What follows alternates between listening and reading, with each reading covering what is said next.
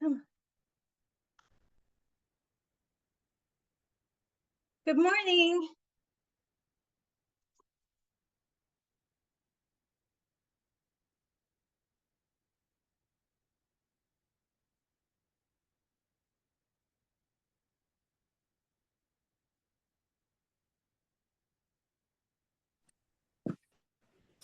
Oh, it's nice.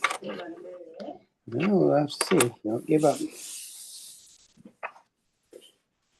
Now I The can host hear is you. there.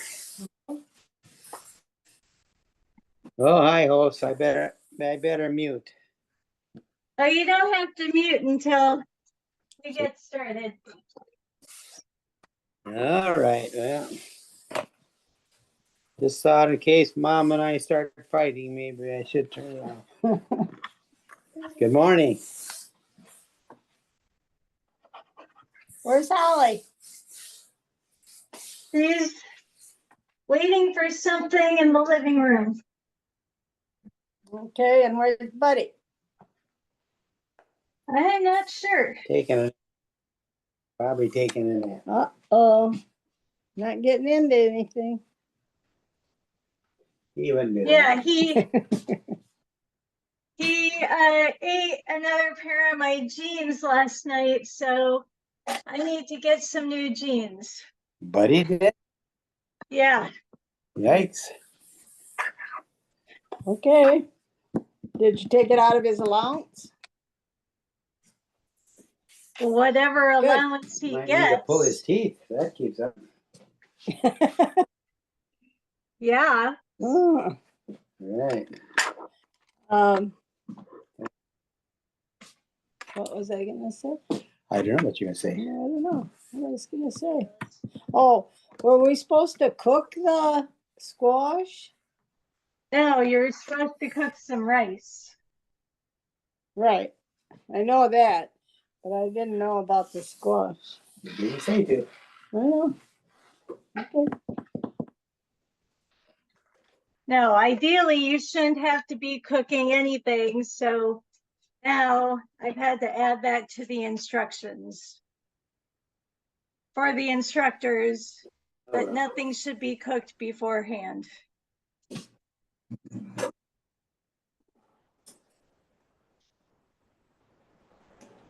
Oh, wonder if this bagel piece is too. What do you need, Lovey? It could be. Here's your granddog. There. Hi, Holly. Hi, Holly. She's just laying there so peacefully. Yeah, don't get her too excited and she'll start. Okay. No, she's not the one She's who waiting gets for you to drop some. Buddy's the one who gets crazy. Well, I guess Holly will go after Buddy, right. but He's the one that misses us. well, Holly misses you too, but Holly, what? Holly misses you too. It's just that Buddy's the one who he thinks that you're, out the back Looks door. for us. Hey, come on. Yeah, I don't know what she's waiting for. She thinks I'm gonna let her out or what. Okay. You guys just hang out. We could get the onion out. We could. Okay. The onion is in the over here. In the over here? Yeah, in the dry potato area. We don't have many participants, so we'll see if it's just us. All right. Oh, there haven't been? Hi, Kelly. Nobody signed up? Hi, good morning. Well, there's 5 other people in addition to the people that are here, but I don't know if any of them will show up. So Okay. we'll find out. We'll find out. And I'm going to keep nice to see you, Linda and Gerald. Good You morning. never know. Thanks for being such Bye, amazing Kelly. supporters of your daughter and Edible Boulevards. Yep, we always find something fun to cook Yes, I'm excited. and to eat. Oh yes, it's good. I'm excited. Okay, I'm gonna do a couple other things and we'll go off camera while we wait. So I Oh, will be back. Spencer's here. Okay, sounds good.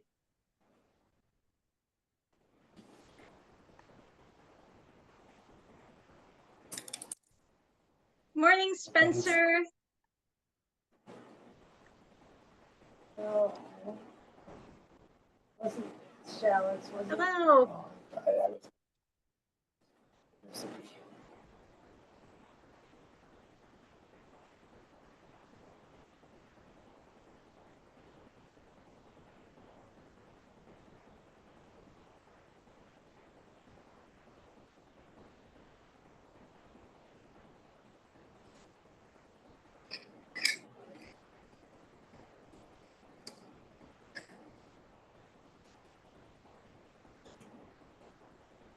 We're getting a close-up of you.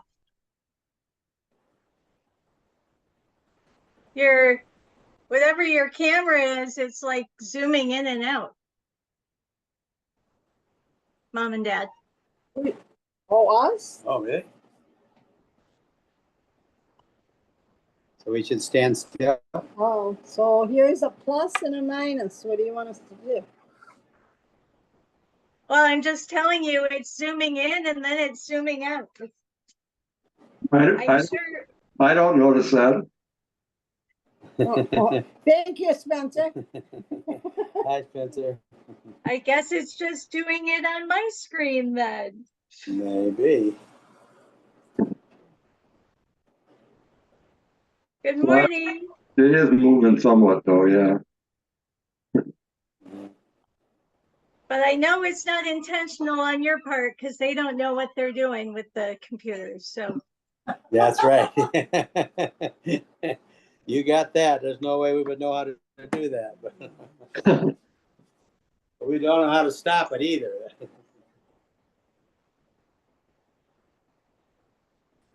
So we'll get going in just a couple minutes because we actually are going to be going live on Facebook.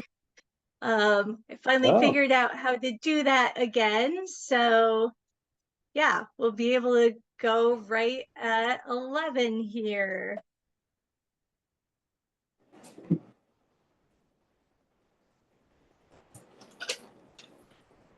Probably need a cutting board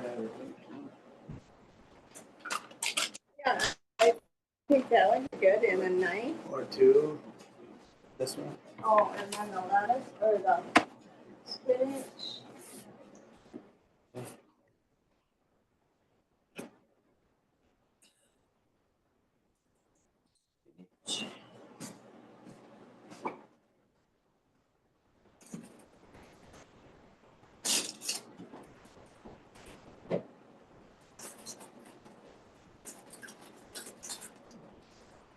Set it up there. I don't think that's that on it. Good idea.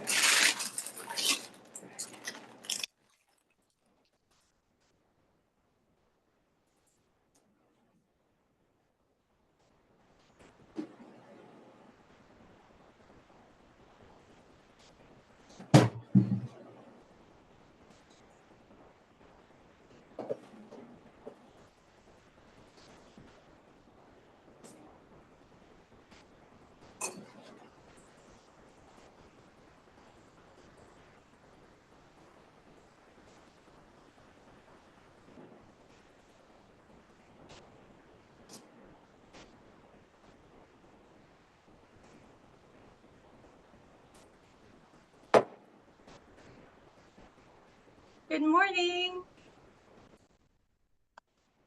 Good morning.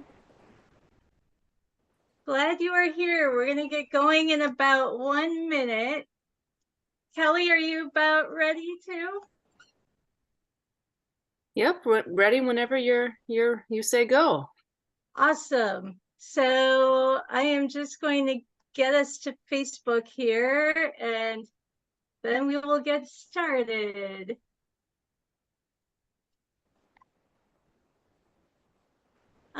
Yeah, so if everybody can turn off their, if everyone can mute themselves, that would be great. Turn off what? You can mute Turn off yourself. what? Mute yourself.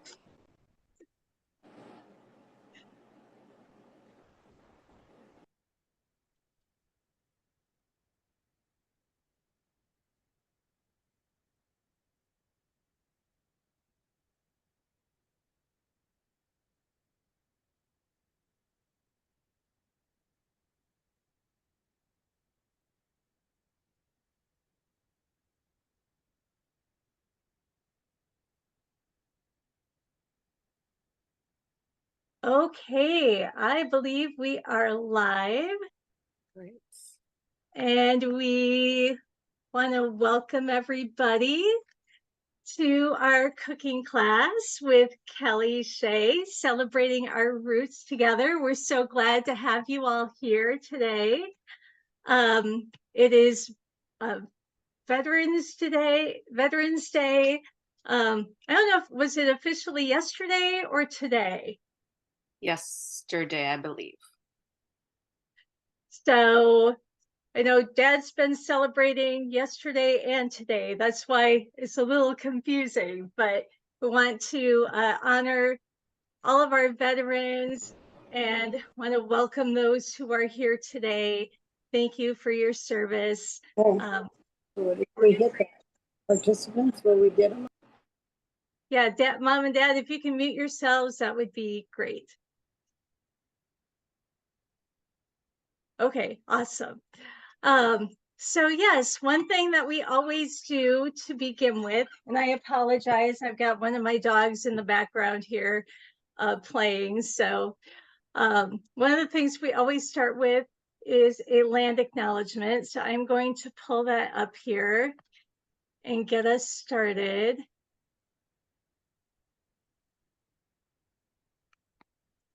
So today we give thanks for gathering together on Dakota and Ojibwe land, and we are grateful for the ancestors and elders' knowledge as stewards of our earth.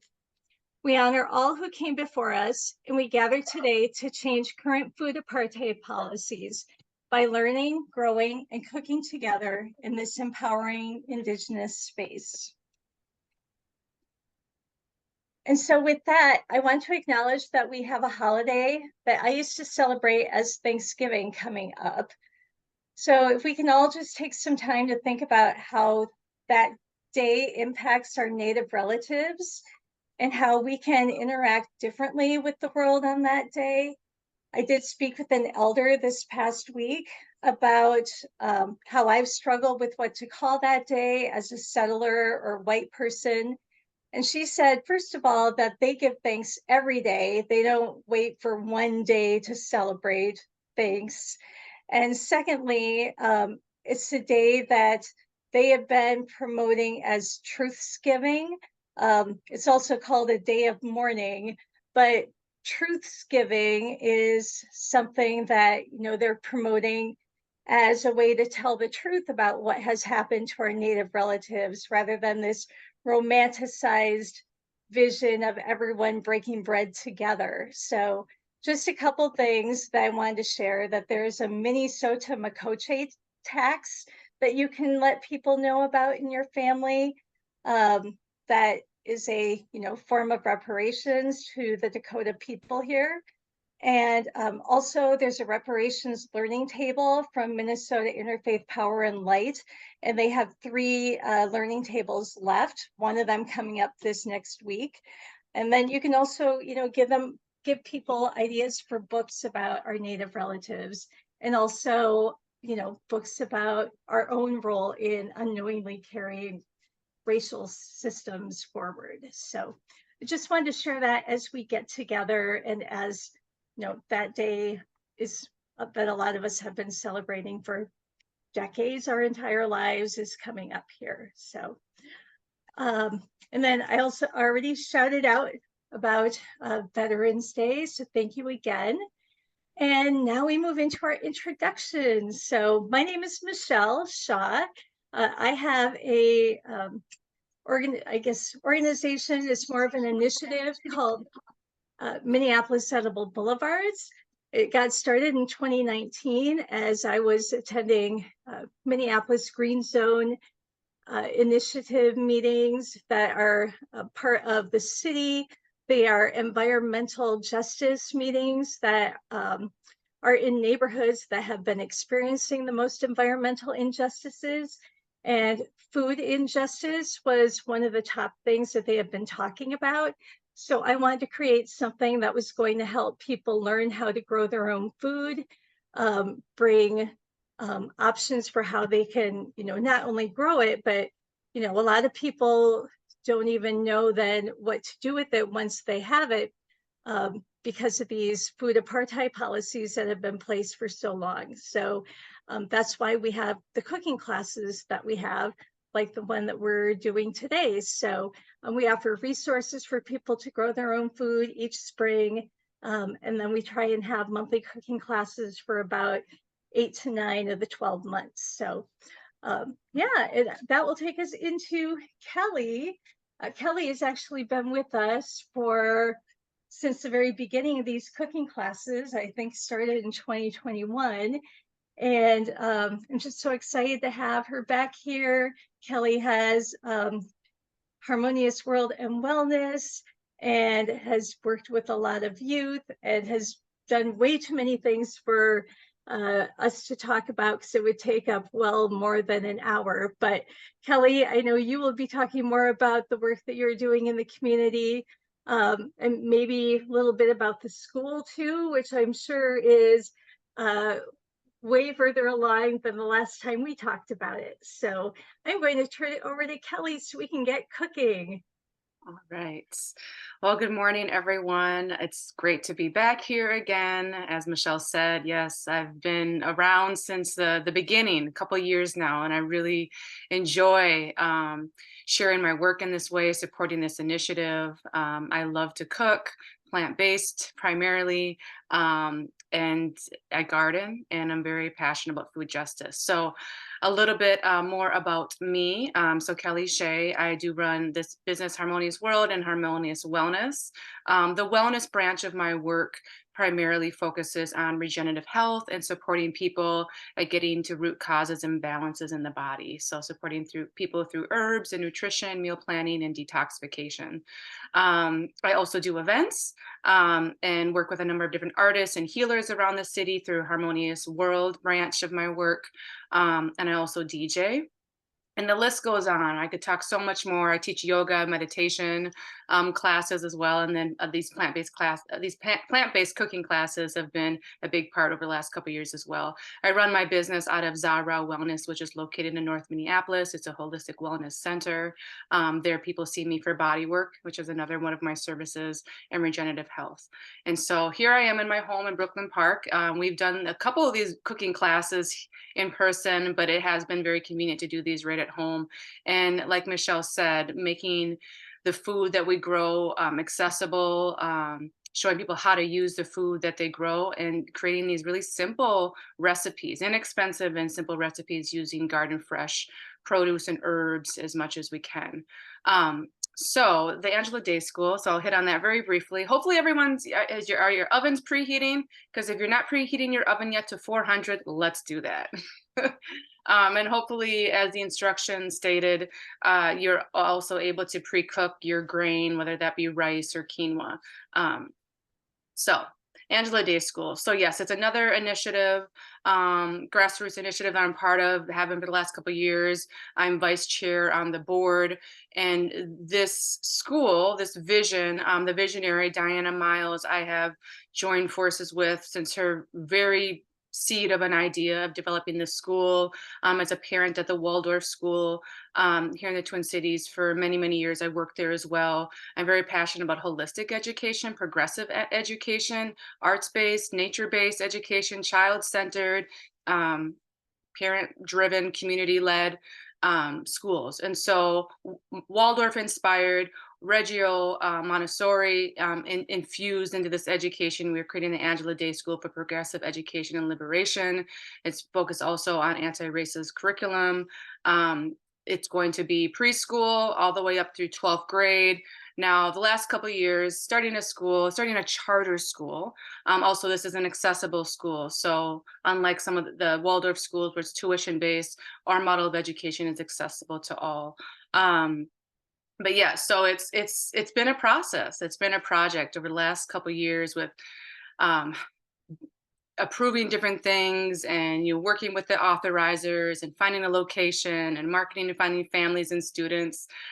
So we've had to kind of hold off on a few things. So next year we will be starting with our preschool. We did open briefly this fall with just our preschool. We've had to kind of downsize and re-strategize this initiative a number of times to make it work. Because once you start a school, they can shut you down pretty quick. So it's important to really get everything in order and be very strategic with the planning so that when you do roll out, you're successful and sustainable to the community and the families involved. So I hope that in a nutshell speaks a little bit about Angela Day and that branch of work. I'm very passionate about youth work, community engagement, and just nature-focused, heart-centered education and initiatives. So theangeladaySchool.com is where you can find more information about that. All right, so how's everyone feeling? Did we want to go around just say your name and what brought you here today too? I know we have a small group, so, and we may run over a little over 12, that's okay. The squash does take about 45 to 50 minutes to make. And we want that to be cooked before we stuff it, right? So we can all stay on as long as we need to, but if you have to cut off and like finish cooking later, that's fine. But okay, let's take a couple minutes if you want to just introduce yourself. Yeah, I'm Spencer over in St. Paul. I've joined a lot of these classes. I don't have any vegetables out in my boulevard, but I'm looking out at my wonderful garden in the rear of my yard, and which is still producing. That's great. Thanks for the class. Yeah, nice to see you again, Spencer. I'm glad you could join us again. I'm Deanna. We're Daryl and Linda Shaw from what? Go ahead. Go ahead, Dan. Daryl and Linda Shaw from Owatonna, and we are Michelle's parents, so that what got us into this, but we have enjoyed all the cooking classes and getting involved. Welcome back again. It's nice to see you both. I'm Deanna. This is my first class. And I don't honestly remember where I found the information, if it was an email from somebody or a Facebook thing or what, but I thought it just sounded really interesting. And the last few years, I haven't really been as involved in like gardening and environmental stuff. And so it kind of just intrigued me to get back into it. I have a 1.5-year-old. So as you can imagine, the last 1.5 years has been very busy with other things. Yeah, so. Well, welcome to your first Edible Boulevards class. Nice to meet you. Nice to meet you. Yeah, we have a new person here. That's great. I want to learn more from you because we've actually been looking at like Waldorf schools, and we live in Maple Grove, so you're actually our neighbor. Yeah, I am. Out here. So anyway, I may want to talk to you more later. Yes, any time. I would love to. Can I just add super quick that St. Paul, you are allowed to grow food on your boulevard. In Minneapolis, we have been told for this whole time I've been working on it that you were not allowed to grow food on your boulevards, but some ordinance was passed in 2014 that allowed you to. So we've been having a city pilot for this that was unnecessary for the last 4 years. So Minneapolis and St. Paul, you are allowed to grow food on your boulevards. Just wanted to put that out there to people. I'm not sure about Maple Grove, so you need to check with the city ordinance about that. Unless you know already. I don't know. We lived in Minneapolis before here, which was like 1.5 years ago. Okay. I miss seeing all the gardens. I don't see them out in Maple Grove as much. We're glad you're here. All right, so let's get cooking. Like I mentioned, so these classes are meant to be, they're pretty casual and laid back. My style and approach to sharing about cooking. I did not go to culinary school or anything. I'm not a chef, but I love to cook plant-based, using fresh produce and herbs and fruits and different things from the garden. And I'm very passionate about growing your own, food justice, all of this being accessible. So virtually I'll you know, I have my computer here. Obviously I'll be moving around a little bit from a couple of different stations where I have my cutting boards and herbs, and then hopefully you'll be able to see me fine over here when I work on the stove. If I'm talking too fast, if you can't hear me well, please just let me know. But you should have the instructions also in front of you, but I'll also just be walking through it as we do it. So your grain, everyone has their grain set aside, and that's just done and ready. Just less to kind of think about during this kind of short window of time that we have. We're good. And oven preheated to 400. And so the next thing now, you know, if you haven't washed your spinach, you could just give that a quick rinse now. And then we're going to go ahead and cut the butternut squash in half and get that in the oven ASAP. Kelly, I also added to the instructions to wash the outside of the squash. Ah, thank you for that. Just in case, to wash the spinach and the outside of it, because you never know what's on it. That is very true. And so I have my squash here. So I have two. Hopefully everyone has two. If you don't, that's okay. So washing the squash. I also like to share about just the different benefits of some of the things that we use in our recipes. And so as far as squash, we obviously know that that's pretty high in fiber. So it's a fiber-rich vegetable. Very high in vitamin A, vitamin C. Vitamin A is one of those vitamins that are just really good for immune and iron absorption. So have my squash ready, and I'm going to slice it in half. Now there's no special way to do this, and I'm gonna move a little bit over here more, other than being careful. I am, like I said, I'm not culinary trained.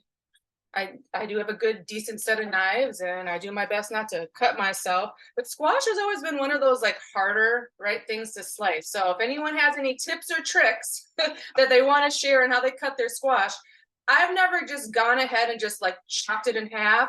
I'm sure like professionals maybe do it that way, but I usually turn it on the side, kind of just start in the middle and then cut down one end, go back to the middle where I first sliced, and cut down the other side. And of course the stem, you know, you have to kind of work. Now I assume this is not anyone's first time making butternut squash.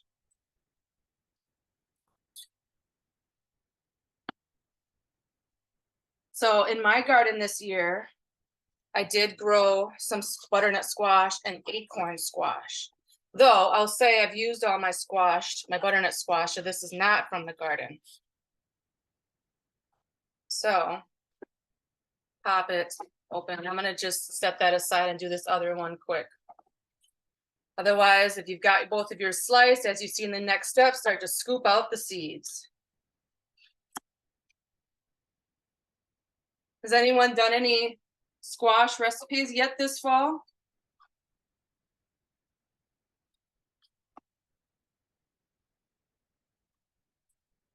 Not yet? Well, 'tis the season, 'tis the squash season now. I'm gonna move this. All right, now as far as scooping out the seeds, and I do compost, I have a compost bin in my backyard by my garden. And so I do save as much as I can to put down the compost. So I have a little bowl here. I'm gonna use a spoon and just start to scoop out the seeds and the flesh of the squash.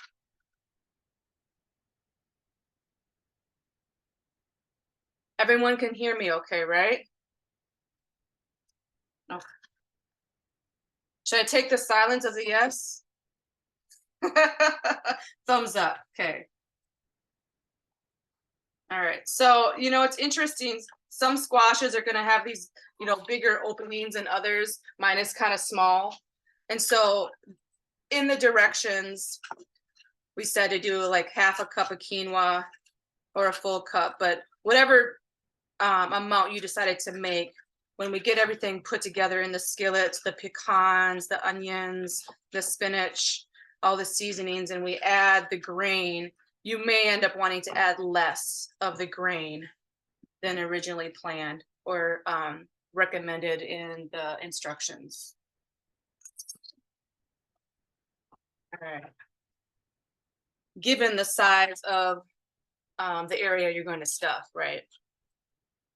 And so I am naturally, and I share this every single time that I cook, I am a very intuitive cook.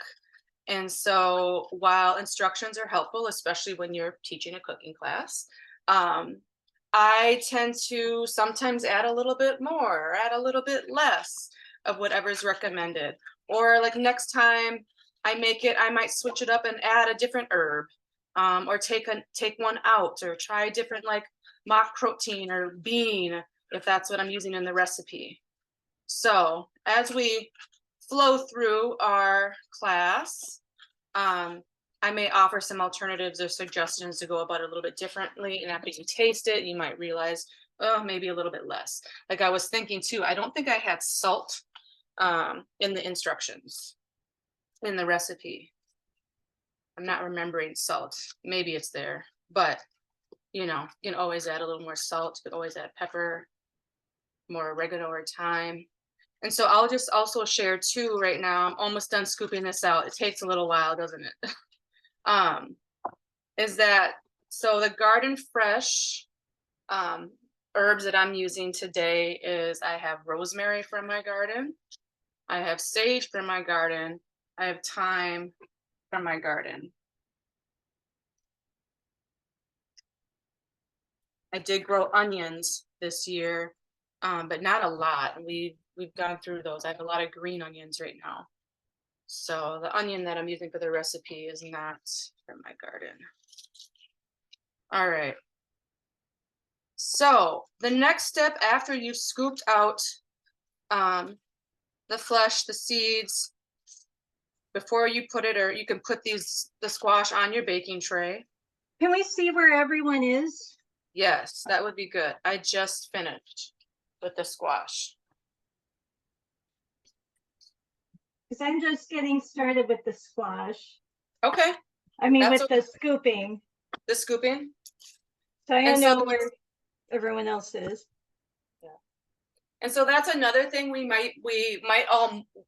are all going to move at a different pace, and that's okay. So I can always repeat, I can always slow down. So don't stress out if someone's, you know, a little bit ahead. I'll try to just go slowly so that we're all kind of moving at the same pace, but at times we might be a little bit off.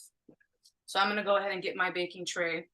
And what I was going to say, and this is optional, is you can use a little bit of oil or butter. I really like avocado oil. I believe it's a healthier cooking oil to use. It is a little bit more expensive, but that's just the investment in my health that I've chosen to do. And then I have a vegan butter that I'll sometimes use too. So you could brush that or rub that on the oil. We are cooking these face up, not face down. And I've tried that different ways. So yeah, so it doesn't dry out. I maybe would recommend adding a little something, but again, it's optional. All right.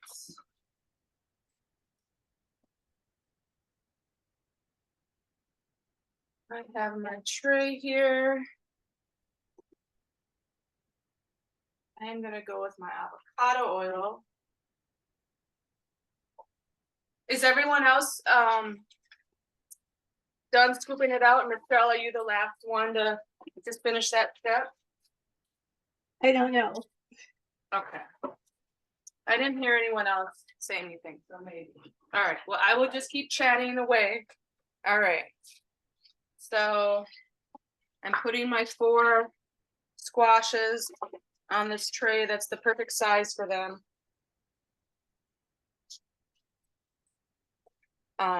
And you know, you also probably saw on the recipe that, you know, it's not from the garden. When you're buying, to shop local, shop organic as much as possible.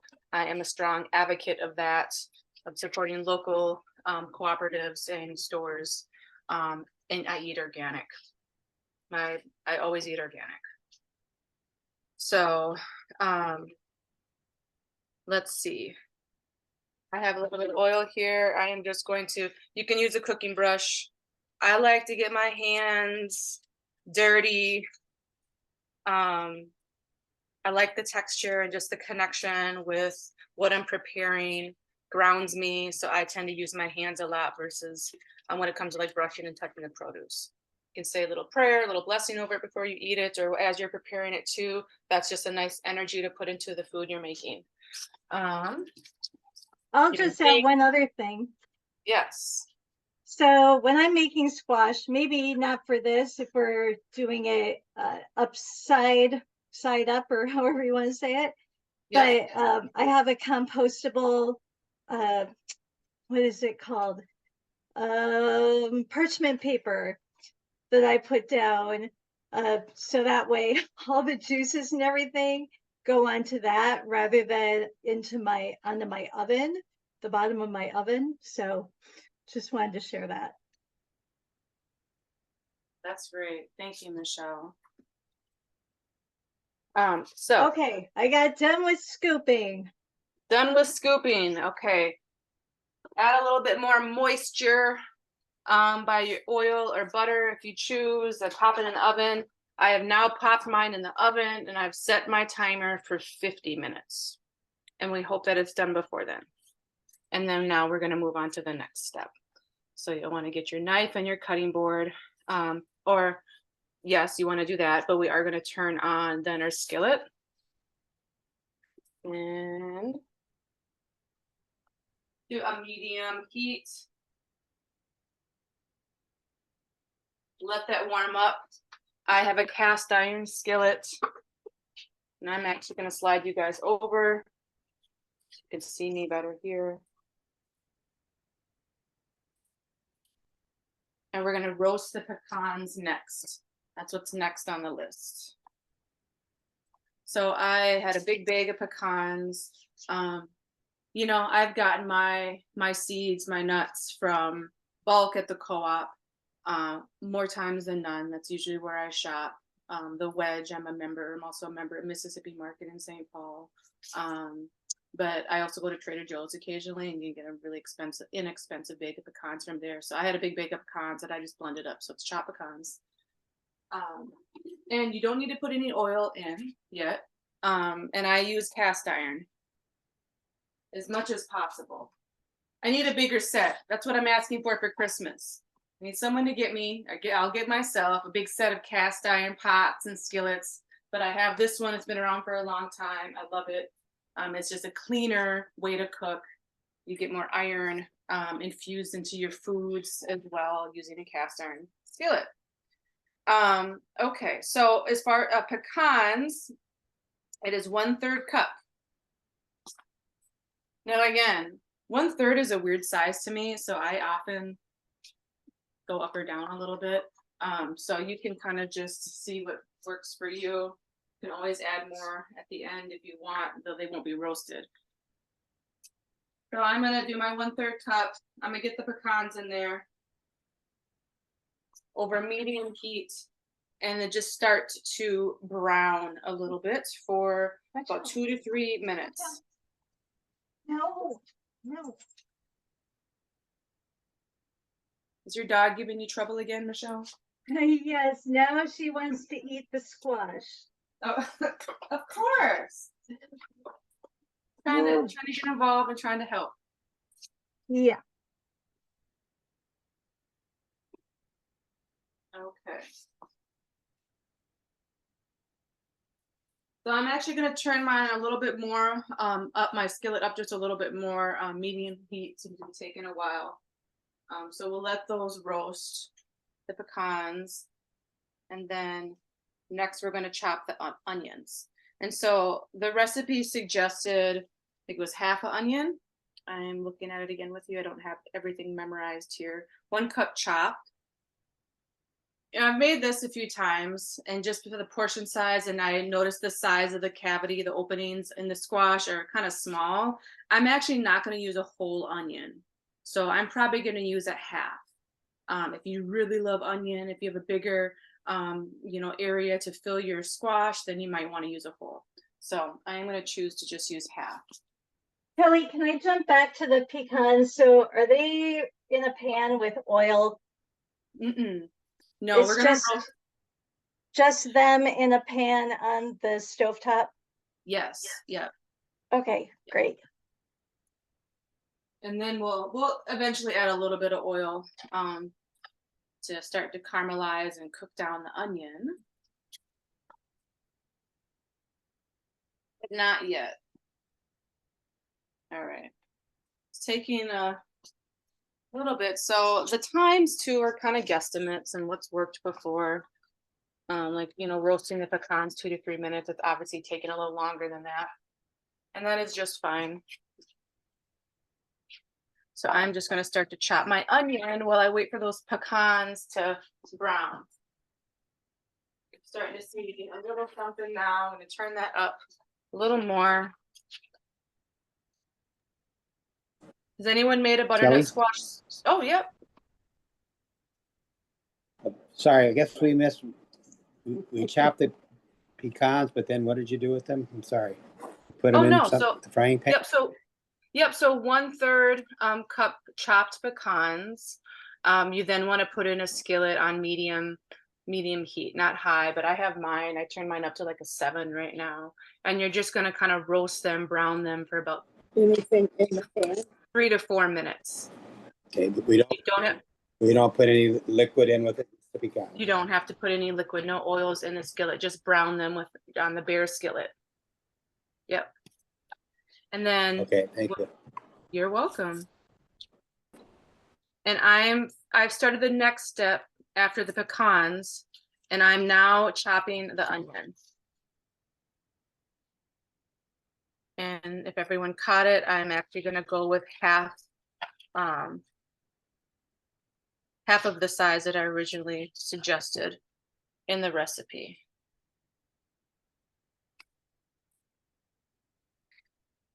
I love onion so much. I'm actually going to grab a bigger knife. So I usually will use more than a recipe calls for, but this time I'm not. And then just like speaking to the size of your chopped onion. Obviously, that's going to be a total preference. Do you like little pieces of onion? Do you want them with bigger chunks? So cut. And just so everyone knows, I did put the recipe in the chat. But if they want to take some notes on the fact that you're using less of certain things. Yeah, exactly. Or more of certain things, however they want to do it for the future. Yeah.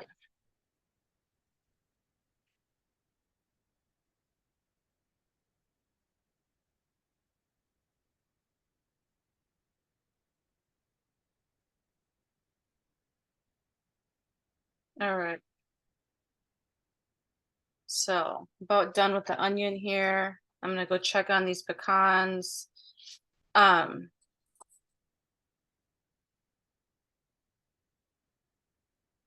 then I think we are ready to start adding things to the skillet. So the filling is going to be done before the squash. So that's just, unless next time you do this, you might want to just start the squash earlier so everything's done at the same time. Okay, there's my chopped onions. Let me go check on the pecans.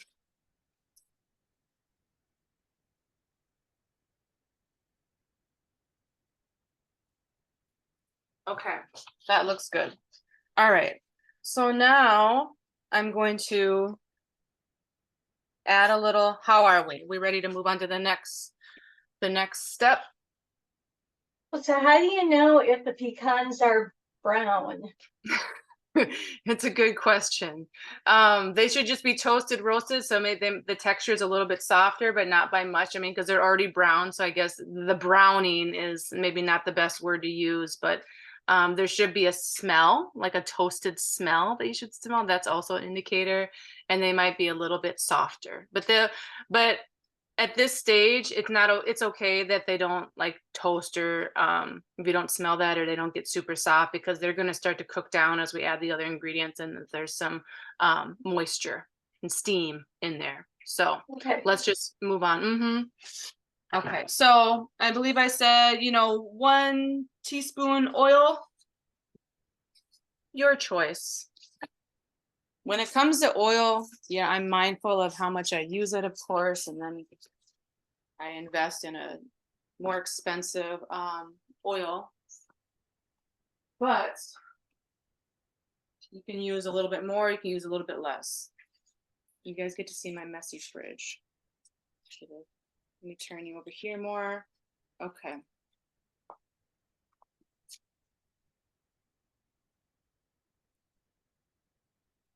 Okay, a little bit of oil. Put in the onions.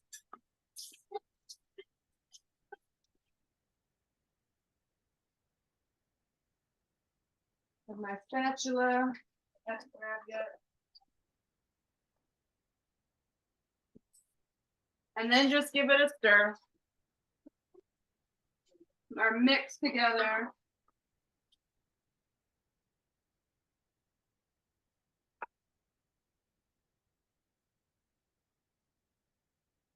Come on now. And so the pecan and onions, I would give about 1 to 2 minutes. I put the lid on, maybe turn the heat down. And then we're gonna start to add our herbs, which I'm actually gonna move over here. Let's see. Give that, like I said, 1 to 2 minutes, and then grab your plant protein that you chose to use. So, and regarding that,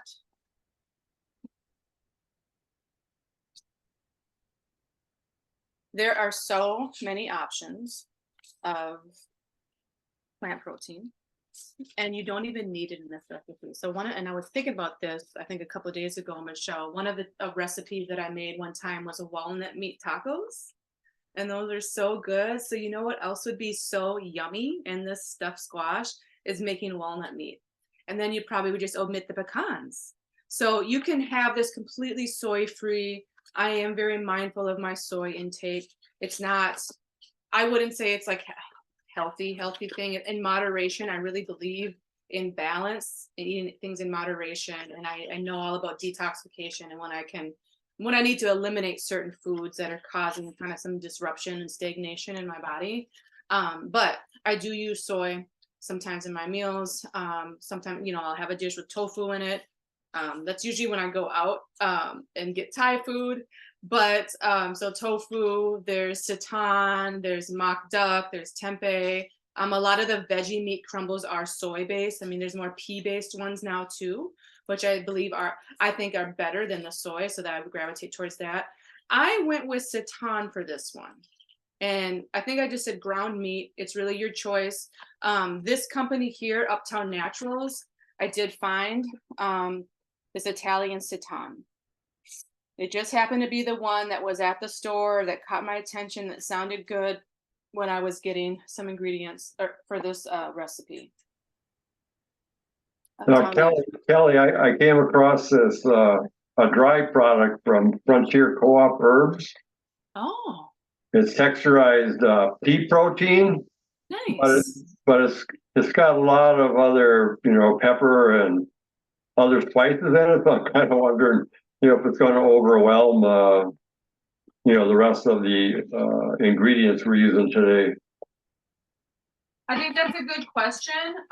You might, depending on what herbs are in the mix, you might want to omit like one of the other herbs that I recommended, like the rosemary or the thyme. I love flavor and herbs so much that I'm not worried about that personally. You could try it this time, not like just keeping everything in, and see if you like it. If you know personally that you have a sensitivity, you're like too much oregano you might not like, or rosemary is a strong herb, right? So maybe omitting that. One of the things, I didn't have any fennel in my cupboard, and I didn't find any at the store that I was at, but I was going to look, but then I found this, and actually this blends The seasoning that's in this Italian blend has fennel in it. Where is it? It also has oregano, sea salt, and onion. So even though it has oregano, I'm still gonna go with the proportion of oregano in the recipe. I like oregano. I just kind of want to see what it tastes like. And next time I make it, I might, omit that. So this is going to be my experimentation. And that's what I say, like as an intuitive cook, I like to experiment with different ways of making things. So the onions, the pecans are looking good over here. And now I'm going to add my veggie protein. I'm going to cut this package open. I believe I had suggested what is it? Not 1 ounce. 10 to But it 13. was 10. Yep, 10. No, yeah, not 1. I didn't mean that. Of course, it's not 1. 10 to 10 to 13 ounces. Mine, the pack that I got is 8, and I actually am glad that it's 8 because I thought the cavities for stuffing the squash would be a little bit bigger, and this might mean that I'm going to add less quinoa, less grain to my mix. So that's kind of how I proportion it. So I'm going to open up this 8-ounce pack and get this into the skillet. I'd love to know what, oh, sorry. Oh, no, go ahead, Michelle. I'd love to know what everyone else got for theirs.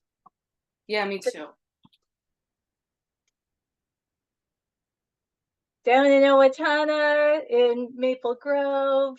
Well, I was at Trader Joe's yesterday, so I got the beefless ground beef just Nice. because it was there, and I was doing a quick run between meetings, so.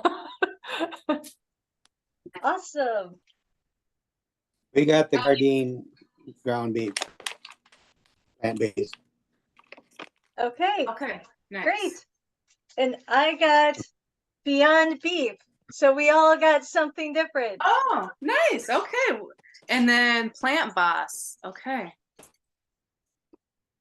So it would be just one thing. So to let people know, new people, returning vets, if you could take a picture of your final product and post it on Facebook, or send it to me if you're not on Facebook, or if you don't know how to post something on Facebook, I can do it for you. But we love to have pictures of what everyone does. And if you want to let us know how it is, especially with these different alternative proteins, I'd love to know how it turns out. So back to you, Kelly. Okay. So I'm having to add a little bit more oil, and turn down my skillet a little bit. It's optional. I'm deciding to use a little bit more oil today, but if anything's sticking too much, then go ahead, add oil. Instead of oil, you can also just add water, just so things steam, cook in that way. So that's an alternative to oil. And so we're going to cook this plant protein in here for about, what did I suggest here? Until lightly browned. And then we're going to start to add our herbs and our spinach.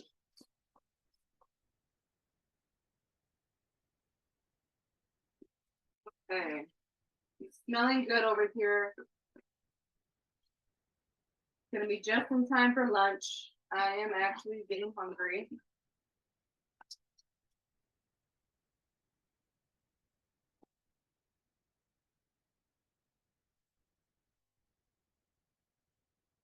Okay, so that's done.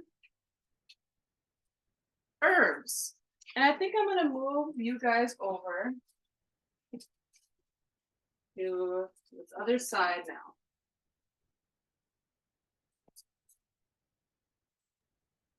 Have you added the spinach? I'm gonna do that next. Oh, okay. So what I have is it's chopped spinach. So I have a bowl of spinach, and a few different ways that I've done, this before is, yes, you can do a little bit at a time. I'll show this and just, chop it on a cutting board. I really like to do this with my herbs, just use a scissor and just cut it into the sizes or the strips, squares that you want. So that's what's going to be next. After your protein is all cooked there, we're gonna add the spinach and then the herbs. Spinach, my suggestion is about 1.5 cup chopped. I'm turning down the heat on the skillet a little bit, so you might want to do the same, just keep an eye on the heat level. So spinach, as most of you probably are already aware, is a very iron-rich food. Green, all green are. Spinach is just definitely one of them. I'm gonna put this on the cutting board.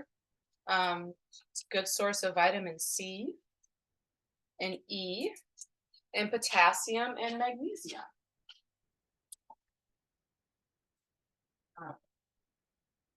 Which all of those things essentially are just great supporters for our nervous system and digestive system. So I'm using a knife to kind of chop this. 1.5 cups. And what I do, how I chop spinach when I decide to chop it versus use the scissors and just cut it, I just kind of bundle it up and just go down. Everyone see that okay? It's probably a million ways you could do this. So I'll go one way I'll cut. This is probably about 1.5 cups. And then I'll go the other direction. Go horizontal and then I'll go vertical. I'll turn my cutting board around. So I'm now gonna cut this way. I'm gonna kind of scoop it together so it's easier to gather and hold in my hands as I slice down the other direction. And there's my chopped spinach. Size to your liking. There's no right or wrong way to chop spinach, really. Okay, so I have my measuring cups around here somewhere. Kelly, Yes. is there a way to prevent the pecans from burning? Because I've got it turned way down and have for a while. Oh. Mine are not burning, but you know what? I would continue to turn it down and maybe add a little bit of water to your skillet. Maybe like a tablespoon of water versus oil. Okay. Is anything sticking, Michelle? No, it hasn't been sticking. It's just starting to burn. Mine aren't, but I turned mine pretty far down and I did add more oil. Anyone else experiencing burning pecans? I hope not.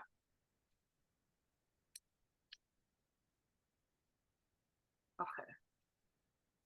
So I'm filling my cup. 1 cup, 1.5 cups. So I'm gonna get this first cup in the skillet.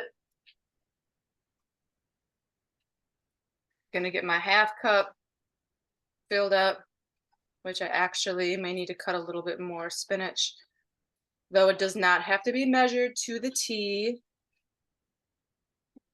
I like spinach. I want the iron today, so I am going to measure it to the T.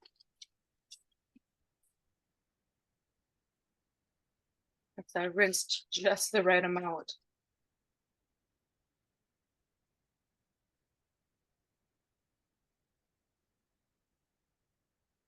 All right. So how are we on steps? Is everyone at the spinach part? We are kind of all flowing together here. I'm cutting the spinach. Okay. All right. Perfect. 1/2 cup, 1.5 cup spinach. I'm gonna give this all a stir. And I'm gonna then move you guys closer to the skillet and start to show you what mine looks like.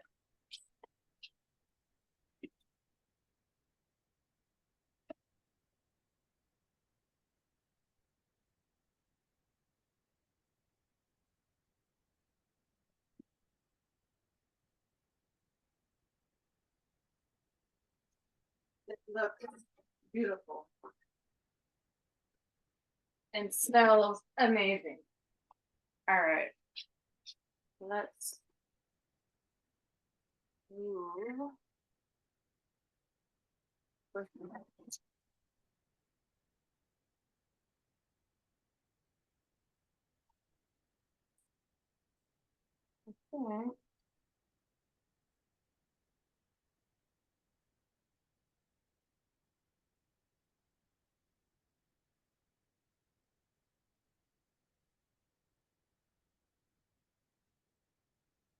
All right, I have to grab one thing, and then I can show you guys what things look like here in my skillet. I'm still continuing to really monitor the heat level because I don't want anything else to burn. But we are now at the stage after the spinach is in. We got our onions, we have our pecans, we have our ground mock meat, and we have our spinach in here. And now we're gonna start on our herbs. Just one moment.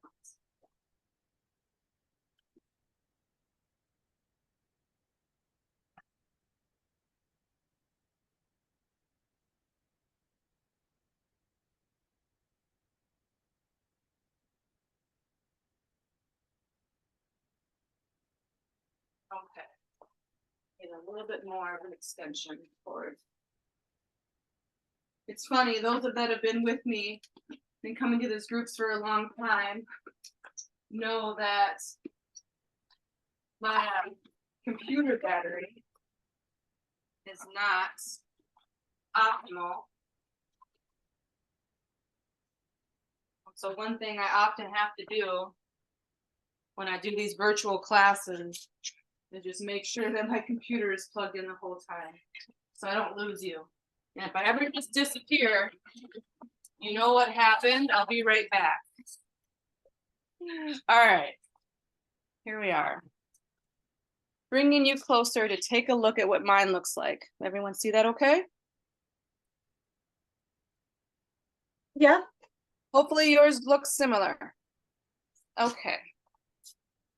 Now, let's go with our herbs. Lovely, lovely. Rosemary. I do have rosemary here from my garden. And I just got it all together in a bowl, which is way more than I need here. Rosemary, 1/4 teaspoon. If you love rosemary, add a little more. So I'm gonna put that in there. Now, like I said, I didn't have salt on the recipe.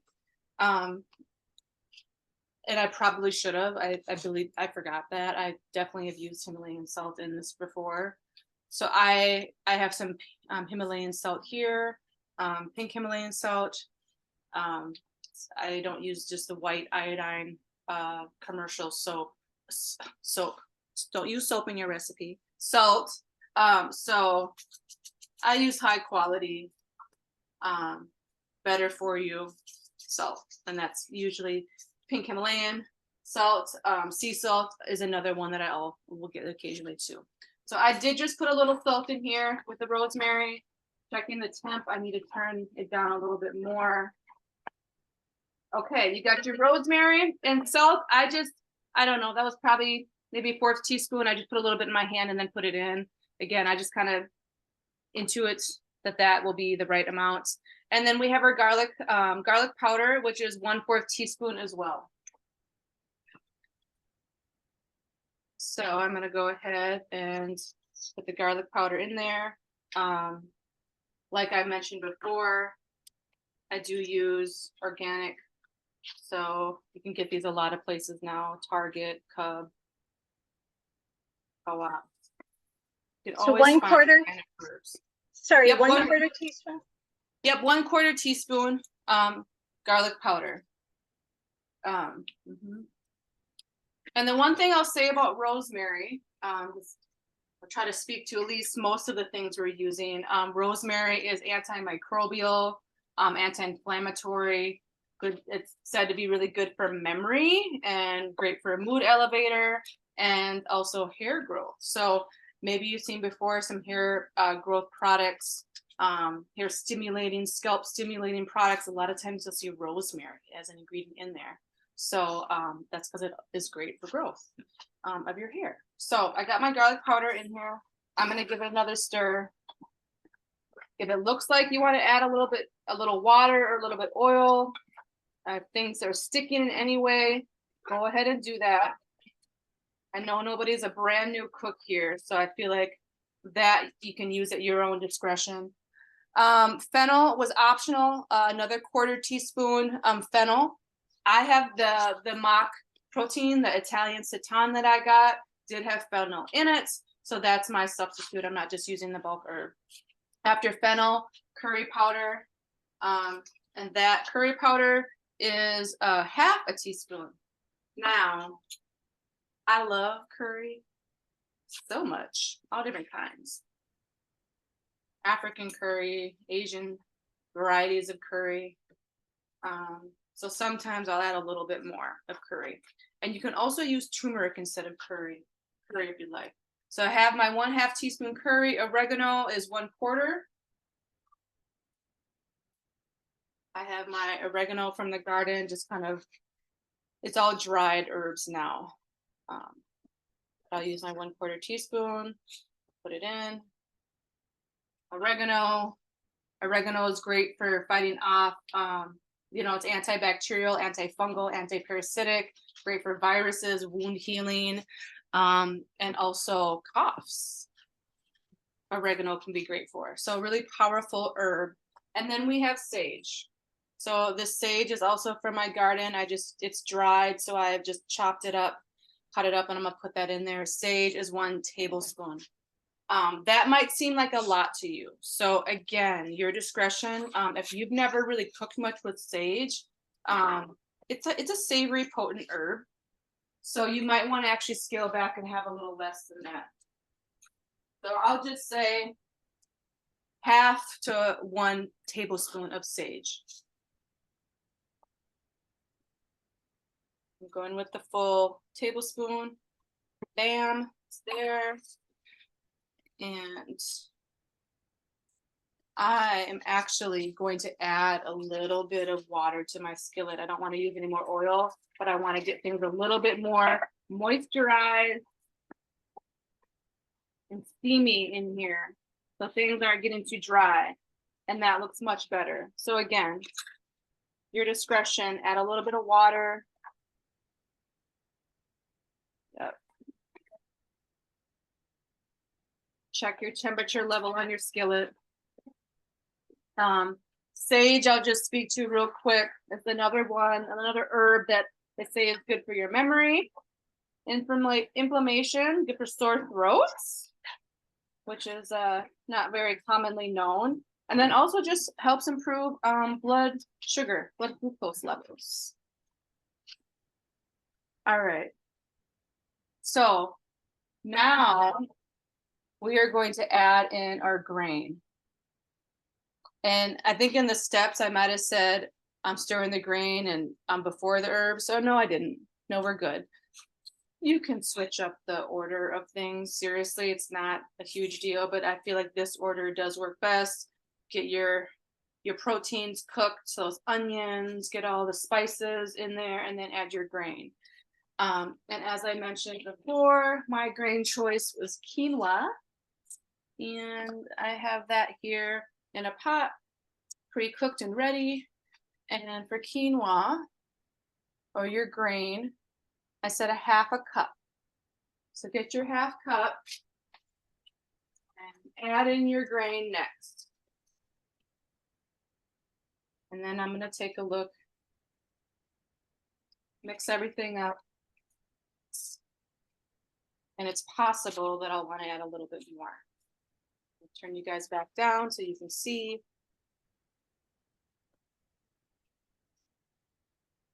And Kelly, if I can add too, that I love growing sage.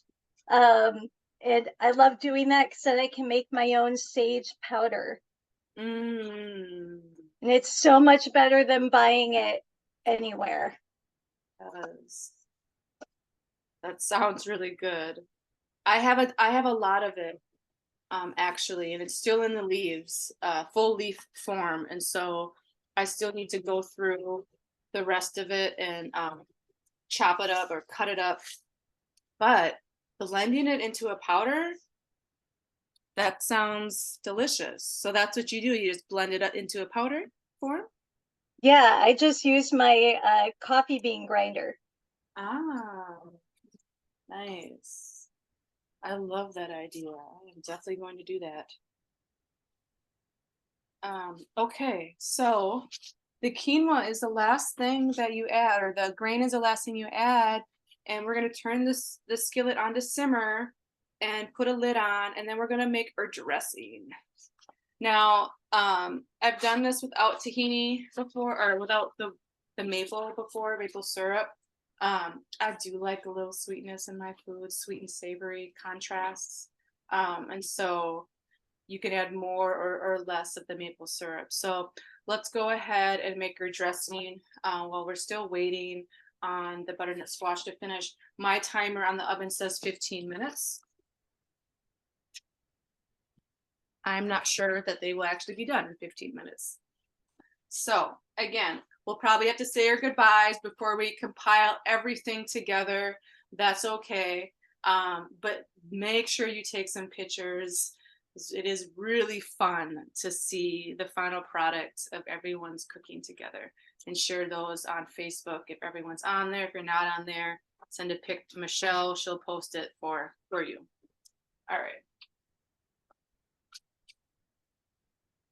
Okay, so I am going to slide this a little more and bring my tahini and maple syrup, my mixing bowl, and my whisk. Now, if you have a hand blender or like a smaller whisk, by all means use it. This is just what I have. And so it's 5 tablespoons tahini. There's lots of different types of tahini as far as organic and brands and whatnot, just like peanut butter. I don't know how many of you are, used tahini or cooked it or bought it before. But I usually get the unsalted, unsweetened organic tahini. Tahini is sesame seeds. So once again, is a company that I like to use and support. Just clean products. I trust their products. They don't have a bunch of added things into the ingredients. And another thing I'll just note on that is that I read labels. I am very conscious and mindful of what I put into my vessel, my body. And so I read labels of things that I buy. And if there's words that I can't even pronounce, I don't know what it is. I know what a lot of the chemicals are now because I've done quite a bit of studying on that. But fillers, additives, words you don't understand, a lot of those chemical things you want to avoid. So simple ingredients. And tahini, you should only need tahini. All right, so getting my tablespoon, put 5 tablespoons into your bowl. And it can be a little oily at top. So the first thing you may have to do is use a knife and just stir it up a little bit. So that's what I'm going to do. Just kind of give it a stir before I scoop into the bowl.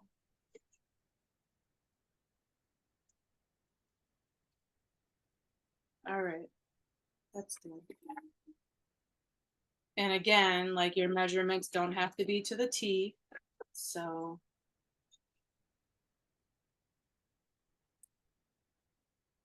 one helps to have a knife or some other device or tool. Scrape it out, scrape it off. I'm probably going to use this dressing for something else. So I'm doing heaping teaspoon or tablespoon. Now this is really a simple, yummy dressing. Let me turn my computer up. That I have also added a little water and lemon to it. And salad dressing, let me just say, it's a really delicious salad dressing. A maple lemon tahini dressing. but we're just doing maple tahini. Now, if you have a lemon and you want to be experimental and go off of what the recipe says, you could have a little bit of lemon flavor in the dressing on your squash. And I bet you would be delicious. I haven't done it that way before, but I just know those flavors together, and that actually would taste really good. Okay, so I have my 5 tablespoons of tahini. I might have just lost track. This actually might be 6 because I was talking as I was scooping. And then maple syrup. There's a lot of different kinds of maple syrup. I get pure maple syrup, organic as much as possible. But for the maple syrup, just get maple syrup. Don't get like your pancake syrup. You know, you don't want just like some sweetened corn syrup in your recipe. That's no. That will definitely not taste the same. All right. How many tablespoons of that? 2 Two? tablespoons. Mm-hmm. Yep. And so I have my whisk. Here is what things look like. You can kind of see it. I'm gonna just blend it together. Now it's thick.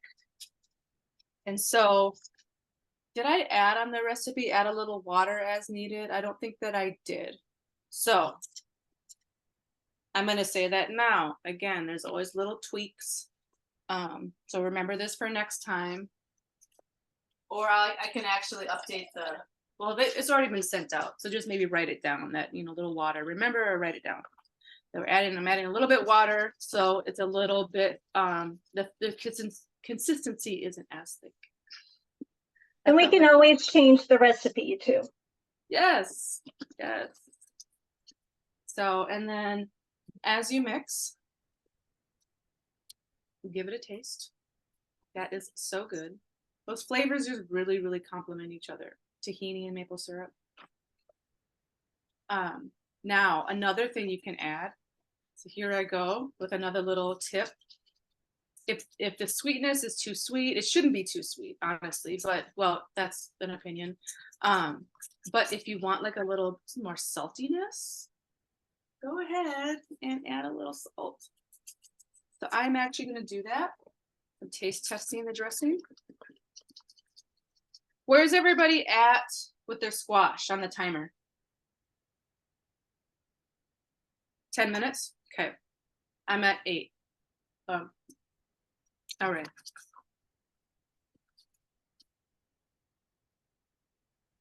Okay, so get your dressing to the consistency and the taste of your liking. I actually think I'm gonna add a little more. Gosh, as I'm tasting this time, I'm like, you know what? I had a lemon. I had a lime right now. Like, oh, and you know what? Another great flavor in here would be orange, which, so you could put like a little orange citrus, squeeze a little orange in this maple tahini orange. Those flavors go together. Let's see, that be another compliment to all the other flavors in this recipe. Okay. I think we're good here. And then the last thing is our garnish, and that is thyme.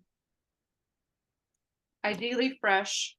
So I grew thyme in my garden, a lot of it. So I have a lot of thyme here, but it's dried now because it's just been hung and it's dry. So I have dry thyme. And when I was at the store yesterday, wanting to get fresher, greener, liver thyme, they didn't have any, and I wasn't going to run around. So use what you have, but we're using it as a garnish. Okay, dressing is good. I'm gonna just set some silverware aside, make some more room.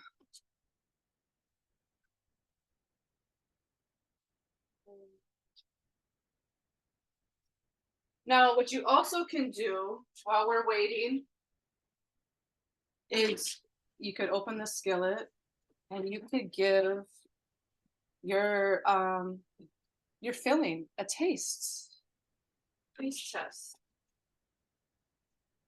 See how you like the flavors right now. and see if maybe it could use a little more salt, or if maybe you want to add pepper or more garlic. You can never have enough garlic. That is my. And how about the dressing? How thick should that be? So let me show you mine. Because I kept adding quite a bit of water, like just I don't know, like a teaspoon at a time. So, can you, let me use a spoon here. Yeah, that'd be good. Okay. Yeah, that's much different than mine. Okay, yours is thicker. Oh, yeah. Yep, and so that's, and I realized I should have just put like a couple tablespoon, one to 1.5, maybe 2. No, I probably put about 2 to 3 tablespoons of water in here. So again, that should have been on the recipe. If you want it to this consistency, it's a drizzle. You can have a thicker drizzle, or you can have a more runny drizzle, but this seems like a really good consistency for me. So I added, I think, 3 tablespoons more water. And then I did add another tablespoon maple syrup. I wanted a little bit sweeter today. It's just what my taste buds are saying. Okay. Yep. So I would add, so that's actually not bad. That drizzle will be good. Yep. That's good, Linda. That looking better? Yeah, yeah. And it's a little thicker than mine, but that's how it's been before when I've done it. Yeah. Okay. And just taste test the flavor. See if you'd like a little salt, if you want a little bit sweeter, and then yeah, we'll set that aside. Okay, great. And then I have my thyme already in a bowl and ready. So, but that's the very last thing after we stuff our squash. I'm then gonna sprinkle the thyme and then the drizzle. The drizzle. That's always good. All right. But I am gonna open up my skillet now, and I'm just gonna taste test everything. Some cooks taste as they go, which I do. I do sometimes. But it's interesting, once I do a recipe, or even if it's like something I'm making for the first time, I notice that sometimes I will cook the whole meal without taste testing it. And then when I'm done, I taste it and it's just amazing. It's just perfect. I just have good luck in that way. I don't know. So I have a feeling that the flavors are probably going to be just fine here. And yes, I've made it before, so.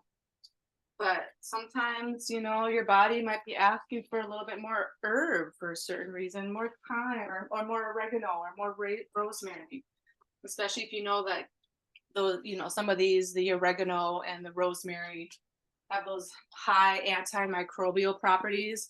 If you have a cold or a virus of some sort, like maybe up those herbs a little bit more to support your system. So I know we're a little over, but We one are. thing we haven't talked about is the roots part of this and your roots part of this. Yes. So why you chose this particular recipe? Yes. And so I grew up, my parents, I'm adopted. My parents are from South Dakota, and, you know, and they're white. And a lot of what I grew up eating was like meat and potatoes, squashes. Also, part of my upbringing and just cultural background, I'll say, not only in like Norwegian and Irish background ancestry, because that's what my adopted parents were, but also my dad did a lot of work on Native American reservations when I was growing up. So that is the base, the foundation of my spirituality. And so a lot of times when we were going he was going to do work on reservations, and I was visiting or going with him and supporting him and just like immersing in the culture and learning from the indigenous people, squash was used quite a bit. I've always loved the flavor of squash, butternut squash in particular. Acorn is great, but butternut is like my favorite. And so because of that spiritual identity, because of that cultural, I don't want to say, I won't use that word, just experience and part of my upbringing and I would say just like heritage. I do have Indigenous Native American in my genealogy, so in my ancestry, though I'm still learning more and more about the biological side. So what I will say about this recipe is it is kind of this fusion of, yes, I grew up in my, American, Irish, Norwegian ancestry. Like we had squashes, butternut squash was a favorite, but also the indigenous piece to it too. Especially since we know, the land that we're on here in Minnesota, we know that squashes grow really well here. We know our indigenous relatives, cooked with it quite a bit. So that's the fusion of the cultures and why I chose this recipe. Thank you so much for sharing that, Kelly. For sure, and I'm glad that you remembered for us to discuss that, because yes, that is part of celebrating our roots. This, yes. Okay, so I'm just gonna taste test this. I'm sitting down. And I'd be curious if we're still waiting on the squash. It says 22 seconds here on my oven. However, I don't think it's going to be quite done.